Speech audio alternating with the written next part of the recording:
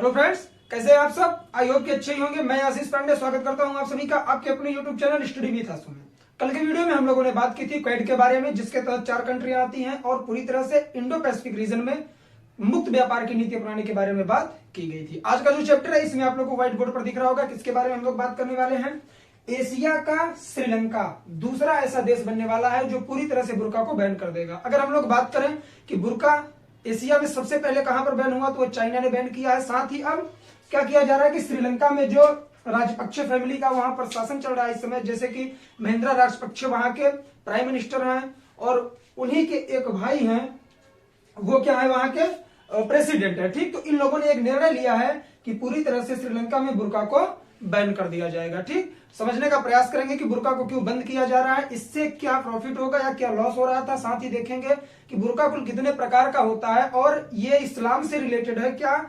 श्रीलंका के बारे में अगर हम लोग बात करें, क्या वहां का जो धर्म है, जो रिलीजन है, क्या वह इस्लामिक नहीं है, ये धर्म निरपेक्ष है अथवा वहां हिंदू धर्म या बौद्ध कौन सा धर्म माना जाता है, और ये सारी प्रक्रियाएं क्यों की जा रही है, इससे इंटरनेशनल रिलेशनशिप पर क्या इफेक्ट पड़ने वाला है श्रीलंका के। साथ ही पाकिस्तान के प्राइम मिनिस्टर इमरान खान भी अभी गए हुए थे श्रीलंका में और इन्हें संसद को संबोधित करना था, जो कि वहां की सरकार ने इसे अलाउ नहीं किया। क्यों नहीं किया, सारी चीजों पर हम लोग बात करेंगे।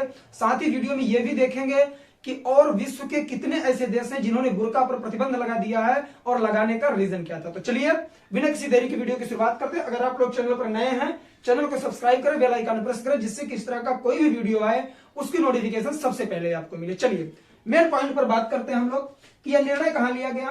श्रीलंका ने बुर्का पहनने पर लगाया प्रतिबंध। अभी पूरी तरह से प्रतिबंध नहीं लगाया गया है, वहां की कैबिनेट में यह प्रस्ताव रखा गया है। कहां पर निर्णय लिया गया, कैबिनेट में। जैसे हम लोगों ने कल क्या देखा था, क्वाड समूह हम लोग देख रहे थे, उसके तहत क्या देखे थे, यूएसए की संसद, साथ ही चाइना की संसद, और उसके पहले वाले वीडियो में हम लोग यूके की संसद देख चुके थे, पार्लियामेंट। आज के वीडियो में हम लोग देखेंगे क्या श्रीलंका की पार्लियामेंट को क्या बोलते हैं। श्रीलंका की पार्लियामेंट को बोलते हैं श्रीलंका पार्लिमेंथुआ। क्या, श्रीलंका पार्लिमेंथुआ। पार्लिमेंथुआ का अर्थ यह हुआ, जैसे हम लोग पार्लियामेंट बोलते हैं वहां पार्लिमेंथुआ बोलते हैं। रीजन वहां की अगर हम लोग नेशनल लैंग्वेज की बात करें तो सिंहली है। सिंहली लैंग्वेज में पार्लियामेंट को पार्लिमेंथुआ बोलते हैं। ठीक, समझने का प्रयास करेंगे। क्वेश्चन कई बार बना है कि श्रीलंका की पार्लियामेंट को क्या बोलते हैं। छोटे एग्जाम में यहां से क्वेश्चन बनता है। और अगर आप लोग स्टेट पीसीएस यूपीएससी की प्रिपरेशन कर रहे हैं तो वीडियो लास्ट तक देखेंगे, काफी सारी इंफॉर्मेटिव चीजें इंटरनेशनल रिलेशनशिप से रिलेटेड आप लोगों को मिलने वाली है। चलिए बात करेंगे सेकंड पॉइंट पर, जो मोस्ट इंपॉर्टेंट है कि ये जो निर्णय लिया गया इसके लिए किसी मिनिस्टर ने प्रस्ताव पेश किया या फिर कहीं और से। तो एक मिनिस्टर हैं जिनका नाम क्या है, शरथवीर शेखरा। कौन, शरथवीर शेखरा। शरथवीर शेखरा नाम याद रखेंगे। बुर्का को प्रतिबंधित करने के लिए इन्होंने प्रस्ताव पेश किया है। और अगर ये मिनिस्टर है तो कहां के मिनिस्टर है ये, तो मिनिस्ट्री ऑफ पब्लिक सिक्योरिटी। कौन से मिनिस्टर है ये, मिनिस्टर ऑफ पब्लिक सिक्योरिटी। कौन है, शरथवीर शेखरा।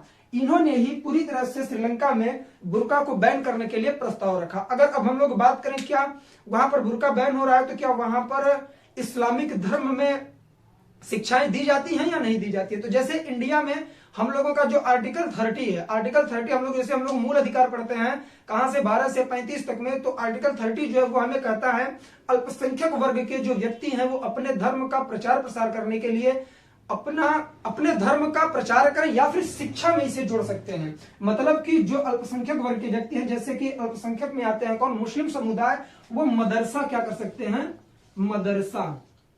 मदरसा लगाकर इस्लामिक शिक्षा दे सकते हैं। ठीक, ये हमारे इंडियन कॉन्स्टिट्यूशन के आर्टिकल 30 में दिया है, आप लोग देख लेंगे। ठीक, क्यों, क्योंकि इसी तरह से श्रीलंका में भी ये प्रावधान किया गया था कि जो इस्लामिक लोग यहाँ रह रहे हैं, मुस्लिम वर्ग के रह रहे हैं, वो मदरसा स्थापित करके इस्लाम की शिक्षा दे सकते हैं। बट अब क्या किया गया, कुछ दिनों पहले वहां पर इस नीति को बंद कर दिया गया और पूरी तरह से राष्ट्रीय शिक्षा नीति लागू कर दी गई। कौन सी, राष्ट्रीय शिक्षा नीति लागू कर दी गई। और इसके तहत कहा गया कि जो पूरे राष्ट्र की शिक्षा होगी सिर्फ उसी के बारे में पढ़ाया जाएगा, उसी के बारे में नॉलेज दिया जाएगा, किसी धर्म विशेष को बढ़ावा नहीं दिया जाएगा। इस प्रकार अगर हम लोग किसी धर्म विशेष को बढ़ावा देंगे तो हमारा जो अगर हम लोग भारत के बारे में बात करें तो इसके प्रस्तावना में अगर हम लोग बात करें तो धर्मनिरपेक्ष राज्य बोला जाता है।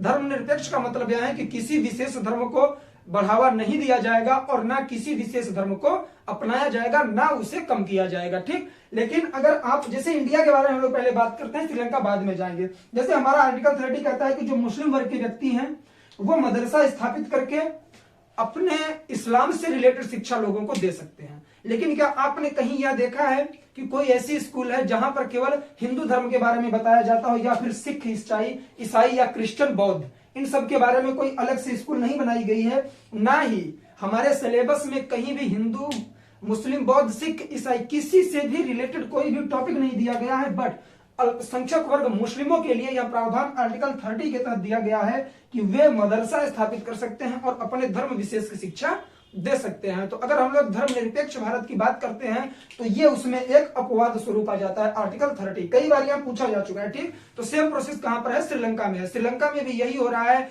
वो भी एक धर्मनिरपेक्ष राज्य है, लेकिन वहां पर भी मदरसा स्थापित करने का और मुस्लिम समुदाय को इस्लामिक शिक्षा देने का प्रावधान किया गया। ठीक, आई होप कि आप लोग सही तरीके से समझ गए होंगे। चलिए बात करेंगे कि रीजन क्या है। इन मिनिस्टर महोदय ने यह निर्णय क्यों लिया कि बुर्का पर प्रतिबंध लगाया जाएगा? जैसे हम लोगों ने देखा मदरसा पर प्रतिबंध पूरी तरह से लग गया है। वहां कम से कम 1000 मदरसा, कितने, 1000 से ज्यादा मदरसा बंद कर दिए गए हैं और इस्लामिक शिक्षा नहीं दी जा रही है। और अभी लेटेस्ट में आया 2 से 4 दिन पहले कि वहां पर बुर्का भी बैन हो रहा है। कौन करवाना चाह रहा है? शरथवीर शेखरा। रीजन क्या है? पिछले कुछ दिनों से बुर्का पहनने का प्रचलन बढ़ा है। देखिए इसमें कई तर्क दिए जा सकते हैं। काफी सारे लोग ऐसे होंगे जो कि समाज से जुड़े होंगे, या फिर जो कास्टलिज्म देखते होंगे, जातिवाद देखते होंगे, या धर्म देखते होंगे, रिलीजन, तो उनको यह लगेगा कि इस्लामिक धर्म का विरोध कर रहा है श्रीलंका। बट ऐसा कुछ नहीं है। जहां तक मेरा मानना है वहां पर भी क्या है कि सॉरी, देखिए सबसे पहले हम लोग देख लेंगे, समझेंगे तब जब सबसे पहले देखेंगे कि बुर्का कितने प्रकार का होता है। आज सारी चीजें डीपली बताने वाला हूं, वीडियो में लास्ट तक बने रहिए। बहुत ही इंफॉर्मेटिव चीजें मिलने वाली हैं जो आज तक आई होप आप लोग नहीं सुने होंगे या कहीं पढ़े होंगे। मैं आप लोगों को बताने वाला हूं बुर्का कितने प्रकार का होता है। जैसे कि मुस्लिम महिलाएं जो पहनती हैं बुर्का, वो कितने प्रकार का होता है। उसमें देखिए कई सारी कैटेगरियां रखी हैं, कुल कितनी है? 7 के करीब है। पहली है सायला। देखिए वो महिलाएं जो सिर्फ सर ढके रहती हैं, उनका फेस पूरा पूरा दिखता रहता है, वो सायला कहलाता है। ठीक, आगे बढ़ेंगे हिजाब। हिजाब का आशय यह है कि सर ढका रहेगा, साथ ही थोड़ी दूर तक वो पूरी तरह से कपड़ा ढके रहेगा, मतलब मुंह उसका फिर भी दिखता रहेगा। लेकिन अगर हम लोग आगे बढ़े कहां? अल अमीरा। तो अल अमीरा से धीरे धीरे क्या होता है कि मुंह ढकने लगता है धीरे धीरे करके। ठीक, अल अमीरा। बात करेंगे अगर हम लोग खीमर की, पहला बुर्का क्या है? सायला, दूसरा हिजाब, तीसरा अल अमीरा, चौथा खीमर है। खीमर का आशय यह है कि आपकी आंखें और फेस इतना दिखेगा, बाकी ऊपर से नीचे तक पूरा बंद रहेगा। ठीक, उसके बाद अगर हम लोग चादर पर पहुंच जाए, कहां? चादर पर। तो चादर में सिर्फ, जैसे मैं यहां बना नहीं सकता, जैसे मान लीजिए ये फेस है तो ऐसे करके दिखेगा, बस इधर से भी बंद रहेगा, इधर से भी बंद रहेगा, आपकी दोनों आंखें और नाक सिर्फ इतना दिखेगा बस। ठीक, अगर उसके आगे हम लोग निकाब में बढ़ गए तो निकाब में ये पूरी तरह से, देखिए जैसे मान लीजिए ये फेस है, देखिए ऐसे, तो ये पूरी तरह से ऐसे ढक दिया जाएगा, ऊपर से भी नीचे से भी ढका रहेगा। लेकिन इसमें जो आपकी आंखें हैं वो दिखती रहती हैं। किसमें? निकाब में, जिसे नकाब बोलते हैं, इसमें दिखती रहेंगी। लेकिन बुर्का क्या होता है? बुर्का में यह होता है कि वो पूरा पूरा मुंह ढका रहेगा, आंखों पर भी जाली लगी रहेगी, आंखें भी पूरी तरह से नहीं दिखेंगी। तो इसी को वहां पर बैन किया गया है। बुर्का के बारे में आप लोग शायद ही जानते होंगे, नहीं जानते हैं तो इसे नोट डाउन कर लेंगे। कुल 7 प्रकार के होते हैं। कौन से? पहला सायला होता है, सेकंड हिजाब होता है, थर्ड पे आता है अल अमीरा, फोर्थ पे आता है खीमर, फिफ्थ पे आता है चादर, 6 पे आता है निकाब और 7th पे आता है बुर्का। ठीक, तो ये रीजन है। जब एक बात बताइए, कोई भी व्यक्ति क्राइम करता है, सपोज करिए, क्यों बैन किया जाता है गवर्नमेंट की तरफ से? कोई भी व्यक्ति क्राइम किया, बुर्का पहन लिया, वो कोई उसे पहचान नहीं पा रहा है। ठीक है, तो ये रीजन था। इन मंत्री महोदय ने यही रीजन दिया है कि काफी सारे ऐसे क्राइम हो रहे हैं जो बुर्के का सहारा लेकर लोग क्राइम करके और बच जा रहा है, मुजरिम फरार हो जाता है। तो इस वजह से शरथवीर शेखरा नामक व्यक्ति जो मिनिस्टर ऑफ पब्लिक सिक्योरिटी हैं, इन्होंने ये निर्णय लिया कि बुर्का को बंद किया। हालांकि अभी ये पूरी तरह से वहां पर मान्य नहीं हुआ है, आगे चलकर बैन किया जा सकता है। ठीक, माइंड में बनाए रहेंगे। चलिए बात करेंगे कि जो श्रीलंका है, अगर वहां बुर्का बैन किया जा रहा है तो क्या वहां हिंदुइज्म को या बौद्धिज्म को बढ़ावा दिया जा रहा है? तो ऐसा बिल्कुल नहीं है। सबसे पहले हम लोग देखेंगे 2012 में वहां की पॉपुलेशन का एक तरह से जनगणना हुई थी, ठीक है।